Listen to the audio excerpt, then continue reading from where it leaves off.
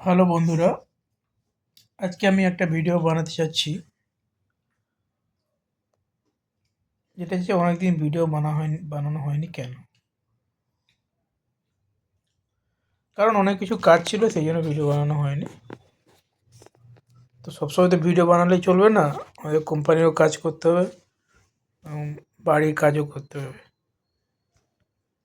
সেই জন্য কনসিস্টেন্সি পাওয়া যায়নি। এমন কিছু বল।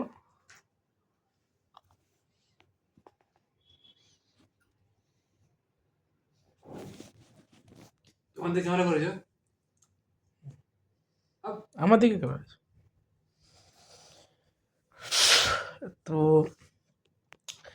আজকের ভিডিও বিষয়বস্তু হলো, জামাটা পরে আমি করছি না।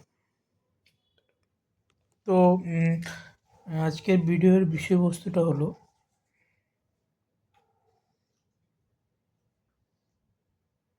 কোনো বিষয়বস্তুই নেই। না, একটা বিষয়বস্তু আছে। সেটা হচ্ছে, একদিনে ৩-৪টা বিয়ে বাড়ি পড়ে গেলে সেটা মানে কীরকমভাবে মানুষ হ্যান্ডেল করা উচিত, মানে কোনটায় যাওয়া উচিত, কোনটায় যাওয়া উচিত নয়। ধরুন, আমার কালকে একটা কলিগের মেয়ের বিয়ে, আবার একটা বন্ধুর বিয়ে, ঠিক আছে? মানে বন্ধুর বিয়ে নয়, বন্ধুর বোনের বিয়ে, তো আরেকটা দাদার নিজের বিয়ে। তো কালকে আমি কোনটায় যাব, এটা হচ্ছে একটা কোশ্চেন। তো আমি যদি না যাই, তাহলে কি তাদের মধ্যে কি সম্পর্ক নষ্ট হয়ে যাবে? এই চিন্তা মনের মধ্যে একটা ঘোরে। না গেলে সম্পর্ক আরো ভালো হবে।